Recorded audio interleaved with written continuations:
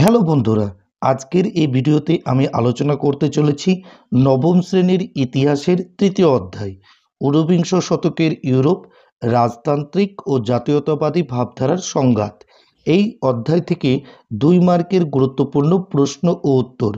এর আগের ভিডিওতে আমি এই অধ্যায় থেকে 1 নম্বরের প্রশ্ন নিয়ে আলোচনা করেছি। এছাড়াও প্রথম এবং দ্বিতীয় অধ্যায় থেকে তোমাদের 1 মার্ক, 2 মার্ক, 4 মার্ক এবং 8 মার্কের প্রশ্ন উত্তর নিয়ে আলোচনা করেছি। তোমরা ভিডিওটি অবশ্যই দেখে নিও, আমি এর লিংক ডেসক্রিপশন বক্সে দিয়ে দিয়েছি। ঠিক আছে, তাহলে চলো শুরু করি আজকের প্রথম প্রশ্ন। প্রথম প্রশ্ন দেখো, জাতীয়তাবাদ বলতে কি বোঝো?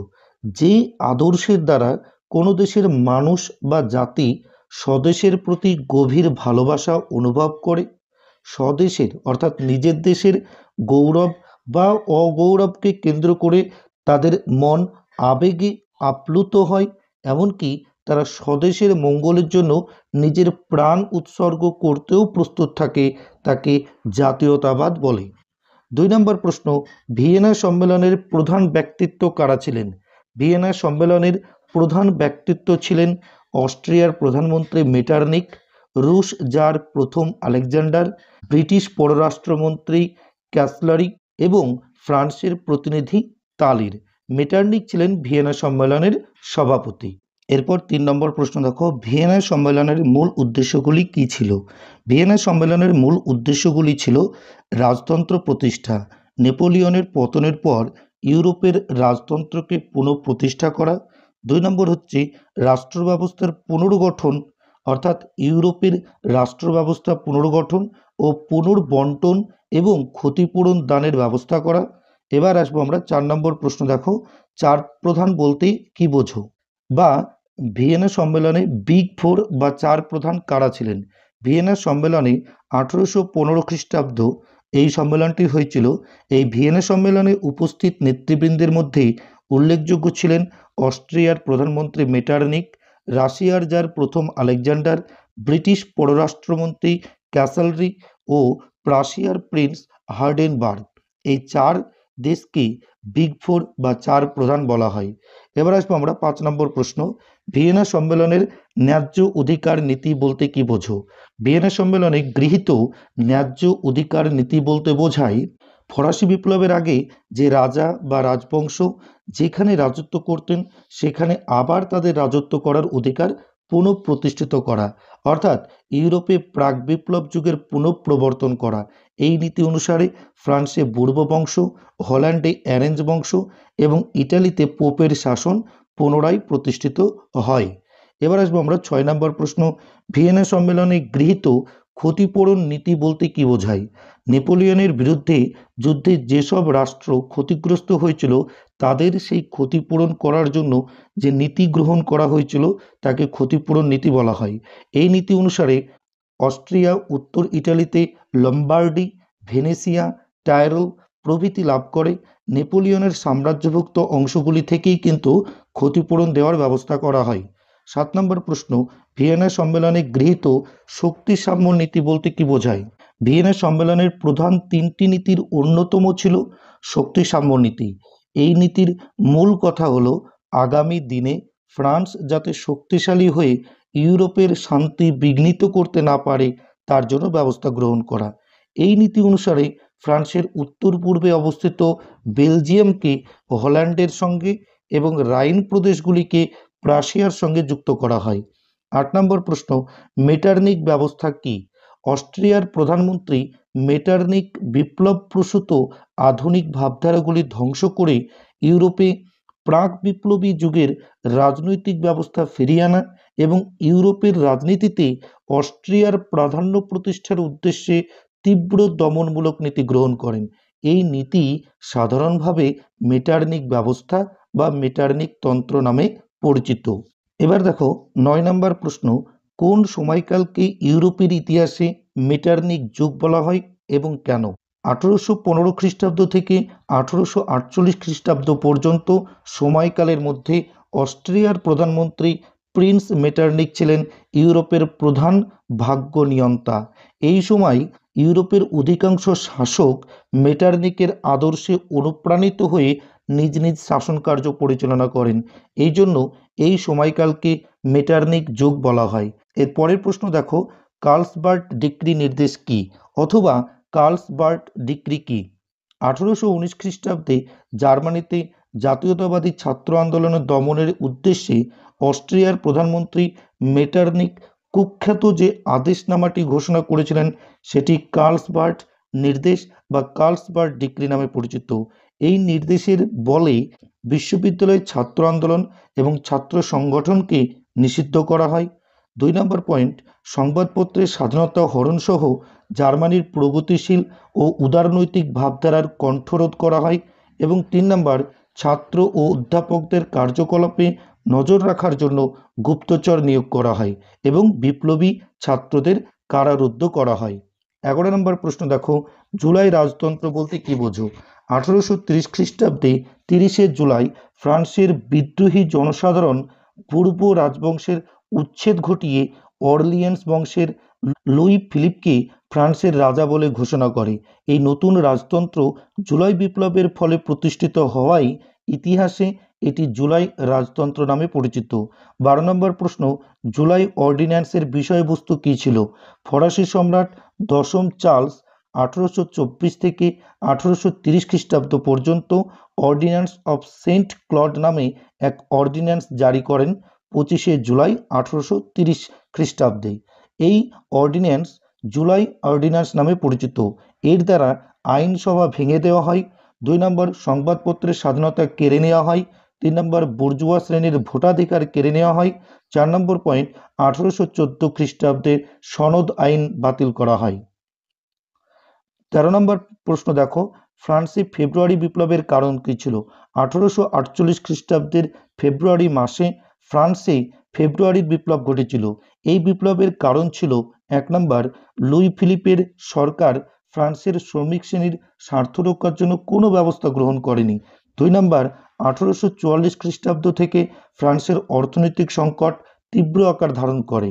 খরা, জিনিসপত্রের দাম বৃদ্ধি, বেকার সমস্যা প্রভৃতি কারণে সাধারণ মানুষের মধ্যে চরম অসন্তোষ সৃষ্টি হয়। 14 নম্বর প্রশ্ন, জুলাই বিপ্লবের দুটি কারণ উল্লেখ করো। জুলাই বিপ্লবের দুটি প্রধান কারণ ছিল রাজা দশম চার্লস কর্তৃক ফ্রান্সে স্বৈরতন্ত্র, অভিজাততন্ত্র ও ক্যাথলিক গির্জার প্রাধান্য স্থাপনের চেষ্টা এবং 4টি স্বৈরাচারী অর্ডিন্যান্স জারি করে জনগণের অধিকার কেড়ে নেওয়ার উদ্যোগ। 15 নম্বর প্রশ্ন দেখো, 1848 খ্রিস্টাব্দকে বিপ্লবের বছর কেন বলা হয়? 1848 খ্রিস্টাব্দে ফ্রান্সে ফেব্রুয়ারি বিপ্লব শুরু হলে তার প্রভাবে সমগ্র ইউরোপে বিপ্লবের ঢেউ ওঠে। স্বৈরাচারী শাসনতন্ত্র এবং রাজনৈতিক ও অর্থনৈতিক অনাচারের বিরুদ্ধে অস্ট্রিয়া, হাঙ্গেরি, ইটালি, জার্মানি এমনকি ইংল্যান্ডেও ফেব্রুয়ারি বিপ্লবের স্ফুলিঙ্গ ছড়িয়ে পড়ে এবং একই বছর অনেকগুলি আন্দোলন সংগঠিত হয়। ইতিপূর্বে ইউরোপে কখনোই এরকম স্বতঃস্ফূর্ত জাতীয়তাবাদী গণ আন্দোলন গড়ে ওঠেনি। এই জন্য 1848 খ্রিস্টাব্দকে বিপ্লবের বছর বলা হয়। 16 নম্বর প্রশ্ন, রিস অর্গুমেন্টো কি? রিস অর্গুমেন্টো কথাটির অর্থ নবজাগরণ। বৈদেশিক শাসন ও শোষণে অতিষ্ঠ ইটালিবাসী 1830 থেকে 48 খ্রিস্টাব্দে এক প্রতিরোধ আন্দোলন গড়ে তোলেন, যার লক্ষ্য ছিল বিদেশি শাসন থেকে মুক্তি ও সংস্কারমূলক শাসন ব্যবস্থার প্রবর্তন করা। এর ফলে ইটালির ভাবজগতে এক আলোড়নের সৃষ্টি হয়। এই আলোড়নই ইটালির ইতিহাসে রিস অর্গুমেন্টো নামে পরিচিত। 17 নম্বর প্রশ্ন দেখো, কার্বোনারি কি? কার্বোনারি হলো ইটালির এক গুপ্ত সমিতি। ভিয়েনা সম্মেলনে গৃহীত রক্ষণশীল শাসন ব্যবস্থার অবসানের জন্য ইটালিতে যেসব গুপ্ত সমিতি গড়ে উঠেছিল সেগুলোর মধ্যে কার্বোনারি অন্যতম। কার্বোনারি কথার অর্থ হলো জ্বলন্ত অঙ্গারবাহী। নেপলস ছিল এর প্রধান কেন্দ্র। ইটালি থেকে বিদেশি শাসনের অবসান, ঐক্যবদ্ধ ইটালি গঠন ও উদার গণতান্ত্রিক শাসন প্রবর্তনই ছিল কার্বোনারিদের প্রধান লক্ষ্য। এবার প্রশ্ন আসবো 18 নম্বর, ইয়াং ইটালি কি? ইটালি যুব সমাজকে জাতীয়তাবোধে উদ্বুদ্ধ করার জন্য জোসেফ ম্যাৎসেনি 1832 খ্রিস্টাব্দে ফ্রান্সের মার্সাই শহরে ইয়াং ইটালি নামে একটি সংগঠন তৈরি করেন। এই দলের উদ্দেশ্য ছিল শিক্ষা প্রসার, চরিত্র গঠন ও আত্মত্যাগের দ্বারা ইতালীয়দের মধ্যে জাতীয়তাবোধ জাগ্রত করা। 19 নম্বর প্রশ্ন, খুব ইম্পর্টেন্ট কোশ্চেন, রক্ত ও লৌহনীতি কাকে বলে? প্রাশিয়ার প্রধানমন্ত্রী বিসমার্ক প্রাশিয়ার নেতৃত্বে জার্মানির বিভিন্ন রাজ্যগুলিকে ঐক্যবদ্ধ করার ক্ষেত্রে যে কঠোর যুদ্ধ বা সামরিক অভিযানের নীতি গ্রহণ করেন তা রক্ত ও লৌহ নীতি নামে পরিচিত। 20 নম্বর প্রশ্ন, শ্যাডোয়ার যুদ্ধ সম্পর্কে কি জানো? প্রাশিয়ার প্রধানমন্ত্রী বিসমার্ক 1866 খ্রিস্টাব্দে অস্ট্রিয়ার বিরুদ্ধে যুদ্ধ ঘোষণা করেন। শ্যাডোয়া বা কোনিগ্রাৎসের যুদ্ধে অস্ট্রীয় বাহিনী শোচনীয়ভাবে পরাজিত হয়। প্রাগের সন্ধির দ্বারা যুদ্ধের অবসান ঘটে। 21 নম্বর প্রশ্ন, কোন যুদ্ধ 7 সপ্তাহের যুদ্ধ নামে পরিচিত এবং কেন? 1866 খ্রিস্টাব্দে সংঘটিত শ্যাডোয়ার যুদ্ধ 7 সপ্তাহের যুদ্ধ নামে পরিচিত। 1866 খ্রিস্টাব্দের জুন জুলাই মাসে অস্ট্রিয়া ও প্রাশিয়ার মধ্যে যে যুদ্ধ শুরু হয় তা 7 সপ্তাহ স্থায়ী হয়েছিল। এই যুদ্ধকে ইংরেজ ঐতিহাসিকরা শ্যাডোয়া ও জার্মান ঐতিহাসিকরা কোনিগ্রাৎস নাম দেন, কিন্তু এই যুদ্ধে অস্ট্রিয়া শোচনীয়ভাবে পরাজিত হয়। 22 নম্বর প্রশ্ন, জোলভেরাইন কিভাবে এটি জার্মানির ঐক্যের ক্ষেত্রে সাহায্য করেছিল? জার্মান রাজ্যগুলির অভ্যন্তরীণ শুল্ক বৈষম্য ও বাণিজ্যের বাধাগুলি দূর করার উদ্দেশ্যে জার্মান অর্থনীতিবিদ ম্যাজেনের উদ্যোগে এবং প্রাশিয়ার নেতৃত্বে বিভিন্ন জার্মান রাজ্যকে নিয়ে 1819 খ্রিস্টাব্দে একটি শুল্ক সংঘ প্রতিষ্ঠিত হয়, যা জোলভেরাইন নামে পরিচিত। 23 নম্বর প্রশ্ন, বিসমার্কের রক্ত ও লৌহনীতি বলতে কি বোঝো? প্রাশিয়ার প্রধানমন্ত্রী বিসমার্ক প্রাশিয়ার নেতৃত্বে জার্মান রাজ্যগুলিকে ঐক্যবদ্ধ করে স্বাধীন জার্মানি গড়ে তোলার জন্য রক্ত ও লৌহনীতি গ্রহণ করেছিলেন। রক্ত ও লৌহনীতি বলতে বোঝায় যুদ্ধ ও কঠোর শৃঙ্খলা। 24 নম্বর প্রশ্ন, এমস টেলিগ্রাম কি? 1870 খ্রিস্টাব্দের জুলাই মাসে এমস নামক স্থানে প্রাশিয়ার রাজা ফ্রেডরিক উইলিয়ামের সঙ্গে ফরাসি রাষ্ট্রদূত কাউন্ট বেনেদিতের মধ্যে স্পেনের সিংহাসনের উত্তরাধিকারী সংক্রান্ত বিষয়ে কিছু গুরুত্বপূর্ণ আলোচনা হয়। এই আলোচনার বিষয়বস্তু প্রাশিয়ার রাজা বিসমার্ককে টেলিগ্রামের মাধ্যমে জানান। এটি এমস টেলিগ্রাম নামে পরিচিত। 25 নম্বর প্রশ্ন, মুক্তিদাতা জার কাকে বলে, কেন বলা হয়? রাশিয়ার জার দ্বিতীয় আলেকজান্ডারকে মুক্তিদাতা জার বলা হয়। রাশিয়ার ভূমিদাস প্রথা বর্তমান ছিল। ভূমিদাসের জীবন ছিল অত্যন্ত কষ্টের। জার দ্বিতীয় আলেকজান্ডার শোষণ ও অত্যাচারের জীবন থেকে ভূমিদাসদের মুক্তি দেওয়ার জন্য সচেষ্ট হয়েছিলেন। তিনি 1861 খ্রিস্টাব্দে এক মুক্তির ঘোষণাপত্র জারি করে ভূমিদাসদের মুক্ত দেন, তাই তাকে মুক্তিদাতা জার বলা হয়। 26 নম্বর প্রশ্ন, ক্রিমিয়ার যুদ্ধের প্রত্যক্ষ কারণ কি? রাশিয়া 1774 খ্রিস্টাব্দে তুরস্কের মোলদাভিয়া ও ওয়ালাচিয়া নামক স্থানে দুটি দখল করলে ইংল্যান্ড, ফ্রান্স, অস্ট্রিয়া মিলিতভাবে ওই স্থান দুটি ত্যাগ করতে রাশিয়াকে অনুরোধ করে। রাশিয়া সে প্রস্তাব অগ্রাহ্য করলে ইংল্যান্ড, ফ্রান্স ও অস্ট্রিয়া রাশিয়ার বিরুদ্ধে যুদ্ধ ঘোষণা করে, যা ক্রিমিয়ার যুদ্ধ নামে খ্যাত। আর এই যুদ্ধ হয়েছিল 1854 খ্রিস্টাব্দে। 27 নম্বর প্রশ্ন, চতুষ্শক্তি চুক্তি বলতে কি বোঝায়? ভিয়েনা সম্মেলনে গৃহীত বন্দোবস্তকে টিকিয়ে রাখার জন্য অস্ট্রিয়ার প্রধানমন্ত্রী মেটার্নিকের উদ্যোগে ইংল্যান্ড, রাশিয়া ও প্রাশিয়ার মধ্যে যে চুক্তি স্বাক্ষরিত হয় তা চতুষ্শক্তি চুক্তি নামে পরিচিত। এই চুক্তির অন্যান্য উদ্দেশ্যগুলি হল বিপ্লবের হাত থেকে ইউরোপকে রক্ষা করা এবং চুক্তিভুক্ত দেশগুলির স্বার্থ জড়িত বিষয়গুলি নিয়ে আলোচনা করা। এই চুক্তির ভিত্তিতে গড়ে ওঠে ইউরোপীয় শক্তি সমবায়। 1815 খ্রিস্টাব্দে এটি গড়ে ওঠে ইউরোপীয় শক্তি সমবায়। ভিডিওটি ভালো লাগলে অবশ্যই একটি লাইক করে দিও এবং বন্ধুদের মধ্যে শেয়ার করে দিও। আর এই চ্যানেলে তুমি যদি নতুন হয়ে থেকো তাহলে অবশ্যই চ্যানেলটিকে সাবস্ক্রাইব করে দিও। ঠিক আছে বন্ধুরা, ভালো থেকো, সুস্থ থেকো।